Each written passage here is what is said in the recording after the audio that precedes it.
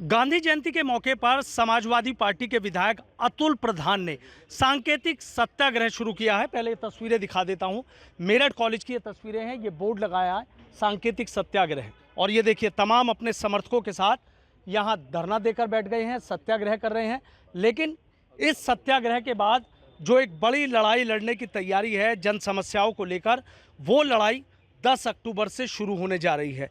क्या उस लड़ाई की तैयारी है, क्या क्या मुद्दे हैं, इसी पर बात करूंगा विधायक अतुल प्रधान से। विधायक जी, मुझे ये बताइए कि क्या तैयारी है 10 की? चर्चा एक ही है कि 10 तारीख से चाहे निजी स्कूलों की बात हो, निजी कॉलेज की बात हो, निजी हॉस्पिटल की बात हो, सरकारी अस्पतालों की बात हो, क्या है कि सबको मुद्दा बना के सड़क पे आ रहे हैं? सबसे पहले तो मैं गांधी जयंती के अवसर पर श्रद्धा सुमन अर्पित करता हूं। पूरे देशवासियों को लाल बहादुर शास्त्री जी की जयंती, गांधी जी की जयंती पर शुभकामनाएं देता हूं आपके माध्यम से। फिर मैं अपने नौजवान साथियों को धन्यवाद दूंगा जो पिछले कई घंटे से यहां पर सांकेतिक रूप से बैठे हुए हैं। पूर्व शासन के अध्यक्ष हैं, वर्तमान में कई लोग महत्वपूर्ण पदों पर हैं। मैं उनका सबका शुक्रिया अदा करूंगा। मैं भी कुछ देर पहले इनके धरने में शामिल होने यहाँ पे आया सांकेतिक रूप से। और ये जो लड़ाई 10 तारीख की है, ये दवाई और पढ़ाई जो आम आदमी की सबसे महत्वपूर्ण ज़रूरत है, महत्वपूर्ण विषय है, उस पर हम लोग लड़ाई लड़ने जा रहे हैं। पिछले दिनों आपने भी देखा होगा, मैं खुद भूख हड़ताल पर था और इस लड़ाई को मैंने आगे बढ़ाया। जनता के बीच में चर्चा बनी कि किस तरीके से सरकारी अस्पताल बदहाल हैं, डॉक्टर है नहीं, दवाई है नहीं, जांचें समय से होती नहीं, इमरजेंसी में कोई सुविधा नहीं। इन सब चीज़ों को लेकर हम लोग ये आंदोलन पहले किए, उसमें कोई सुधार देखने को नहीं मिला। सदन में मैं बोला, सदन में कई बार मुख्यमंत्री जी के सामने बोला, डिप्टी चीफ मिनिस्टर स्वास्थ्य मंत्री के सामने बोला, और अब फिर 10 अक्टूबर के लिए हम लोग गांव-गांव जाकर, जगह जगह जाकर इसकी तैयारी कर रहे हैं। हर तरफ एक ही चर्चा चल रही है कि 10 तारीख को अतुल प्रधान क्या करने जा रहे हैं, कितने लोग आने जा रहे हैं, कहाँ कहाँ से लोग आने जा रहे हैं, कितना बड़ा आंदोलन होगा, कैसे इन तमाम चीज़ों पर, जिस मुद्दों को लेकर आप करने जा रहे हैं, उन्हें कैसे अंजाम तक पहुँचाएंगे? देखिए, मेरा आपके माध्यम से ये कहना है, क्योंकि पूरा जनता का विषय है और संविधान हमें अधिकार देता है शांतिपूर्वक धरना प्रदर्शन करने के लिए, और जितनी भी जनता है उसका इंतजाम प्रशासन करे, उसकी देखरेख, उसकी व्यवस्था करने का काम प्रशासन का है। और प्रशासन किसी का बंधुआ नहीं है, ये मशीनरी है, और मशीनरी संविधान और कानून के हिसाब से चलती है। और कानून जो हमें अधिकार देता है, वो अधिकार देता है कि हम शांतिपूर्वक धरना प्रदर्शन कर सकें। उसी तर्ज पर हम लोग ये आंदोलन करने जा रहे हैं। और ये जो व्यवस्था है, जो सरकारी अस्पतालों में चौपट हो गई, मेडिकल कॉलेज में चौपट हो गई, इसके कारण से लोग प्राइवेट अस्पतालों में जाते हैं, उनकी मनमर्जी है। प्राइवेट हॉस्पिटल में किसी भी चीज़ का कोई नियम नहीं है।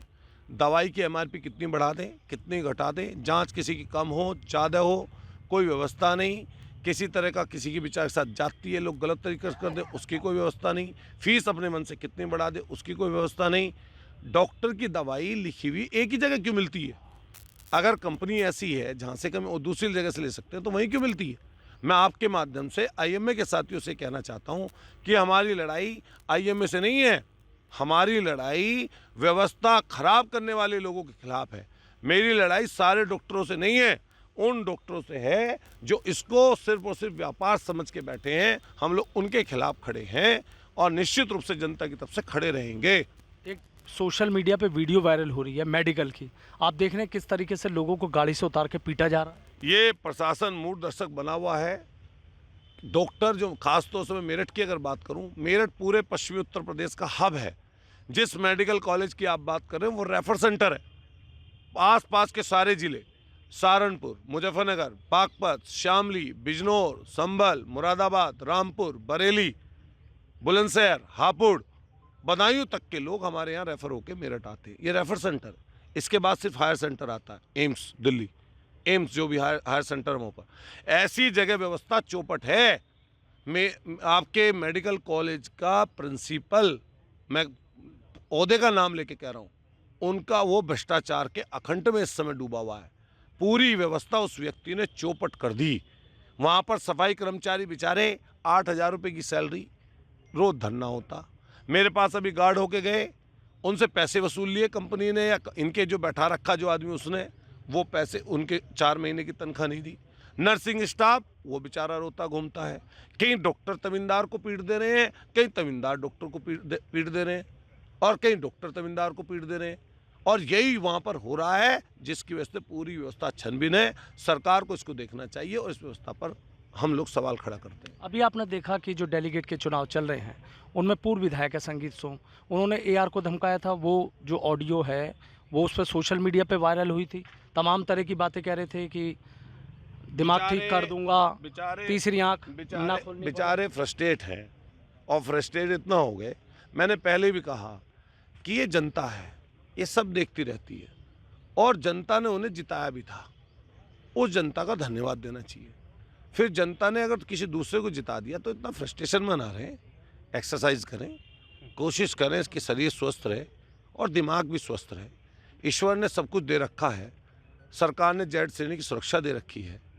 जेड श्रेणी की सुरक्षा सरकार से ही लोगे और सरकार के नाम खुली चुनौती दोगे। मैं माननीय मुख्यमंत्री जी से कहना चाहता हूँ, इस उत्तर प्रदेश के डीजीपी महोदय से कहना चाहता हूँ, मेरठ के एडीजी महोदय से कहना चाहता हूँ, प्रमुख सचिव आपके गृह उत्तर प्रदेश से कहना चाहता हूँ कि एक आपकी पार्टी का आपके द्वारा जेड श्रेणी पाया व्यक्ति अगर किसी मंच पर खड़ा होकर सारे अधिकारियों को जूती से पीटने की बात करता है तो कहाँ है आपका लॉ एंड ऑर्डर? क्या आप उसको अभी किसी दूसरी पार्टी का व्यक्ति ऐसे बोल देता, अभी तक एफआईआर दर्ज होकर उसके घर के सामने बुलडोजर खड़ा हो जाता। अगर कुछ आप में थोड़ी मोड़ी है इस कानून के प्रति ईमानदारी तो ऐसे व्यक्ति पर तुरंत के तुरंत एफआईआर होनी चाहिए और जिसने सबको जूते से पीटने की बात की है तो ऐसे खिलाफ तुरंत कार्रवाई होनी चाहिए। उन्होंने तो कहा था तीसरी आंख भी खोल दूंगा। ये इसको देखिए, मैं फिर कह रहा हूँ, मैं आपके मीडिया के साथियों को कदर करता हूँ, सबका सम्मान करता हूँ, लेकिन किसी ने विषय नहीं बनाया। अगर अतुल प्रधान या समाजवादी पार्टी का या विपक्षी पार्टी का कोई व्यक्ति ये कह देता कि तीसरी आंख, तो बताइए क्या होता? क्या ये भगवान भोलेनाथ का अपमान नहीं है? भगवान भोलेनाथ को थी तीसरी आंख, और जब भगवान भोलेनाथ को मानने वाले इस देश में करोड़ों करोड़ों विश्व में लोग हैं, ये भगवान भोलेनाथ के भक्तों का और भगवान भोलेनाथ का अपमान इस व्यक्ति ने किया है। भगवान भोलेनाथ की अगर आंख खुल गई तो भस्म करने का काम करती है। ध्यान रखना, तुम्हारी जो अंधेर रगड़ी चौपट राजा वाली व्यवस्था चल रही है, तो अगर तुम्हारी तीसरी आंख है तो मैं कहना चाहता हूं आपसे, उस तीसरी आंख को खोलिए और उत्तर प्रदेश का छोड़िए, इस मेरठ का ही भ्रष्टाचार को खत्म कर दीजिए। बिजली विभाग में भ्रष्टाचार, थानों में भ्रष्टाचार, तहसील में भ्रष्टाचार और आपके जल विभाग में भ्रष्टाचार, नगर निगम में भ्रष्टाचार और जगह जगह इन मेडिकल कॉलेज में पहुंच जाइए। वो तीसरी आंख खोलकर गरीब लोगों को इंसाफ दे दीजिए। जाइए भाई, आइए तीसरी आंख को देखते हैं तुम्हारी कैसी तीसरी आंख है। एक महबूब अली हैं, उन्होंने समाजवादी पार्टी के विधायक है, आप ही की पार्टी के, उनका ये कहना था हमारी संख्या बढ़ रही है, बीजेपी आ रही है, हम बड़ी तादाद में हैं, 850 साल मुगल कुछ नहीं कर पाए, अब तो हमारी जनसंख्या बढ़ती जा रही है। मेरा सीधा कहना है इस पर कि कोई भी गलत बयान देता है हम उसके पक्ष में नहीं है। माननीय अखिलेश यादव जी की तरफ से आप देखिए, जब भी व्यवस्था पर सवाल उठाया जाता है उस पर सरकार क्यों नहीं बोलती? हम तो कहते हैं कि सबको पढ़ने का अधिकार मिले, इसी की चीज़ की तो मेरी लड़ाई है। सबको स्वास्थ्य के बारे में उनकी गारंटी मिलनी चाहिए कि सबका स्वास्थ्य ठीक रहे, सबको डॉक्टर उपलब्ध हों। और परिवार नियोजन की सरकार स्कीम चलाती थी, परिवार नियोजन की स्कीम चलाए और कोशिश करे इस चीज़ की कि बच्चे पढ़ें, चाहे वो हमारे हिंदू भाई हों चाहे मुसलमान भाई हों। तालीम मिलनी चाहिए जिससे वो व्यवस्था से जुड़े, सही और गलत चीज़ की जानकारी उनको हो। और मैं फिर कहना चाहता हूँ, मैं हिंदू और मुसलमान वाले विषय पर कभी नहीं पढ़ता हूँ, ना हमारी पार्टी की तरफ से ये बात कही जाती है कभी। हम सीधा कहना चाहते हैं कि जो व्यवस्था है वो हर गरीब को, हर किसान को और मजदूर को, चाहे उसमें हमारे मुस्लिम भाई हों, चाहे हमारे दलित भाई हों, चाहे पिछड़े भाई हों, चाहे अगड़े लोग हों। एक हरियाणा चुनाव में आपने देखा चंद्रशेखर आज़ाद हैं, चौटाला है, उनके काफिले पर हमला कर दिया। चुनाव चल रहा, क्या लग रहा है इसके? ये पूरी तरीके से भारतीय जनता पार्टी की साजिश है। वहाँ पर इंडिया गठबंधन जीतने जा रहा, मैं भी कल वहाँ पर गया, भाजपा का पूरी तरीके से सफाया हो जा रहा। मैं पूरे हरियाणा के साथियों से कहना चाहता हूँ, जहाँ पर भी चुनाव चल रहा है, भारतीय जनता पार्टी को अगर हराना है तो इंडिया गठबंधन के साथ आइए, किसी को एक वोट मत दीजिए, न बांटिए। आखिरी सवाल मेरा, एक नेम प्लेट को लेकर भी विवाद चल रहा है, उनका कहना है कि नेम प्लेट तो लगनी चाहिए, कुछ लोग कह रहे हैं कि गलत है, क्यों नेम प्लेट लगा दो किसी गरीब के घर पे जाके, उसकी भूख को शांत कर दो। और उस पर मैं लिखवाओ कि ये भूखा था, मैंने इसकी भूख शांत कर दी, नेम प्लेट उसकी हट जाएगी। आप सबसे पहले व्यवस्था करो ना।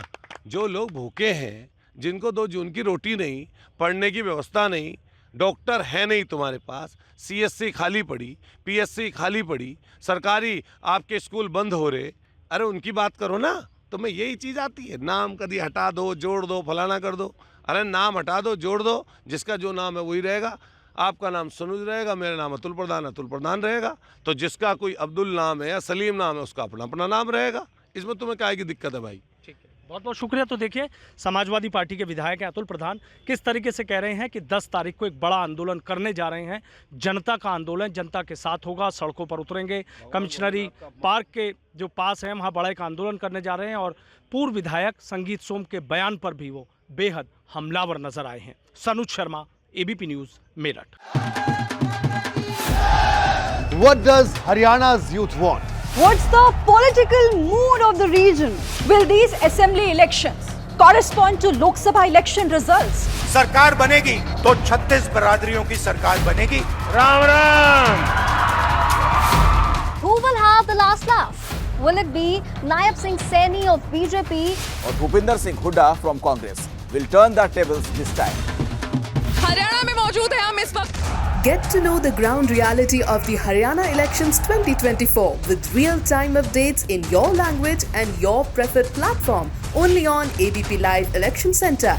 Sahi information, har election.